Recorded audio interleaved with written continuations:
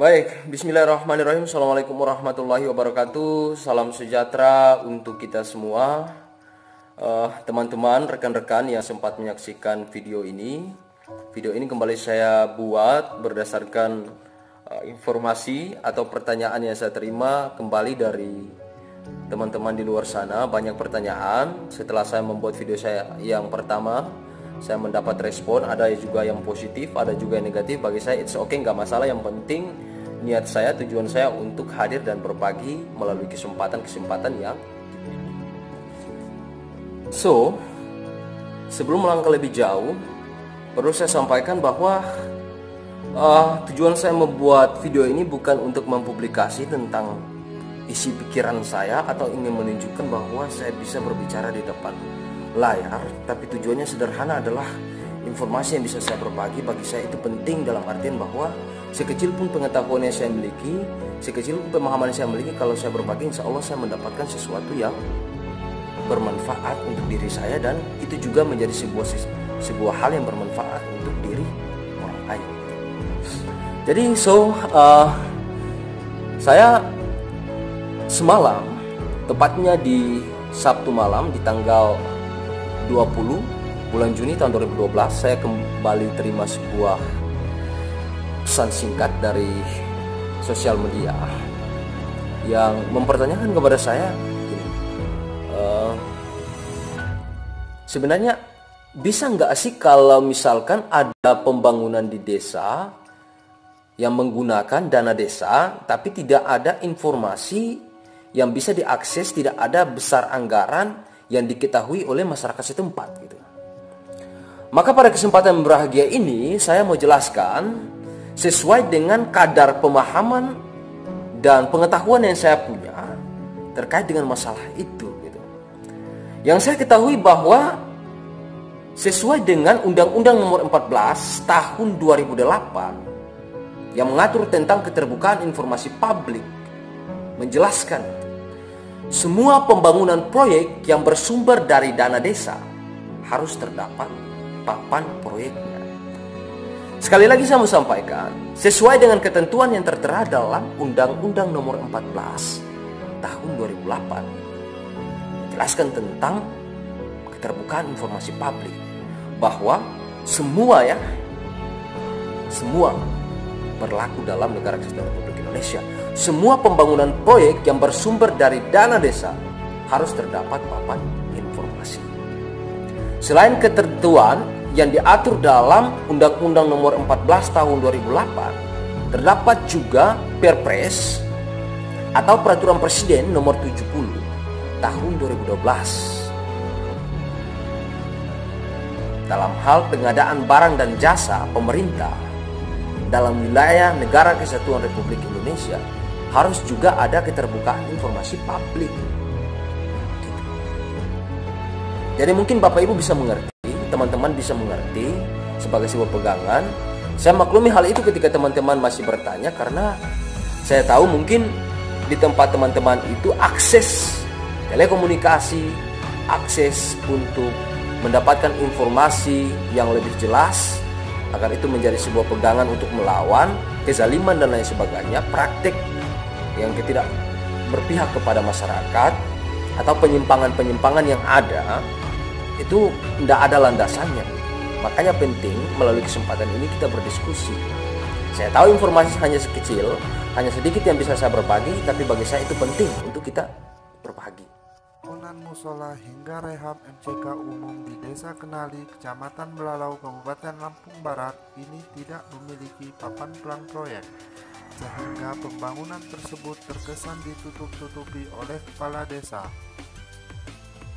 Dan menurut pekerja, pembangunan ini sudah berlangsung selama 1 bulan dan pembangunan itu menggunakan dana desa DD 2019. Sedangkan jika kita lihat pada Undang-Undang Republik Indonesia Nomor 14 Tahun 2008 tentang keterbukaan publik, cukup jelas jika setiap pembangunan wajib memasang papan plan proyek agar dapat diketahui oleh publik. Terkait hal itu, Media ini mencoba untuk menemui kepala desa, namun ironisnya, beberapa kali reporter media ini mendatangi rumah maupun kantor kepala desa tersebut untuk konfirmasi, namun kepala desa sangat sulit untuk ditemui. Lebih lanjut tentang hal itu, selain ada Undang-Undang Nomor 14 Tahun 2008 tentang Keterbukaan Informasi Publik, Perpres Nomor 70 Tahun 2012. Dalam hal ini juga saya perlu menyentil gitu. Karena teman-teman mau ungkit masalah soal desa, nggak terlepas dari Undang-Undang Nomor 6 Tahun 2014 tentang desa gitu. Maka pada kesempatan ini saya akan sedikit menjelaskan ketentuan yang tertera dalam pasal 27 Undang-Undang Nomor 6 Tahun 2014 tentang desa. Ketentuan yang tertera dalam pasal 27 Undang-Undang Nomor 6 Tahun 2000 Undang-Undang Nomor 6 Tahun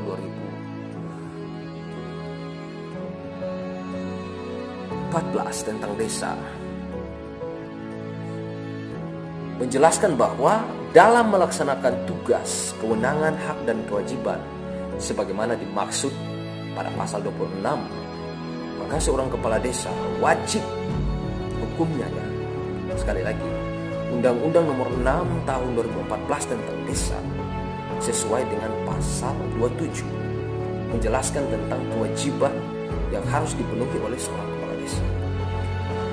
Kewajiban yang harus dipenuhi oleh seorang kepala desa menurut pasal 27 adalah menyampaikan laporan pertanggungjawaban penyelenggaraan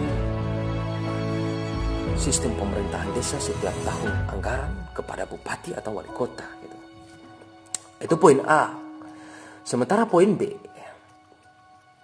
ada ketentuan lebih lanjut sebagai sebuah keterangan yang bisa disaksikan oleh Bapak Ibu sekalian bahwa pada poin B pasal 27 Undang-Undang Nomor 6 Tahun 2014 tentang desa adalah seorang kepala desa wajib menyampaikan laporan pada akhir masa jabatan pada bupati atau wali kota. Yang ketiga adalah menyampaikan keterangan penyelenggaraan pemerintah desa secara tertulis kepada Badan Permusyawaratan Desa atau BPD setiap akhir tahun anggaran. Kemudian yang ketiga, yang ke poin D adalah menyampaikan atau menyebarkan informasi penyelenggaraan pemerintah secara tertulis kepada masyarakat. Ya, Bapak Ibu, itu yang saya sampaikan sesuai dengan ketentuan yang tertera dalam Undang-Undang Nomor 6 Tahun 2014 tentang desa pasal 27. Sebelumnya telah saya bahas tentang bagaimana hak-hak masyarakat yang diatur dalam Undang-Undang Nomor 68 Tahun 2014 ya. Maksud saya adalah pasal 68 Undang-Undang Nomor 6 Tahun 2014 tentang desa yang mengatur tentang apa yang menjadi hak masyarakat desa telah saya bahas pada video sebelumnya. Maka sesuai dengan pertanyaan ini ada beberapa pembuatan undang-undang yang saya jelaskan. Selain hal itu Bapak Ibu, perlu saya sampaikan juga. Jadi karena dari pertanyaan-pertanyaan itu, bagi saya gini,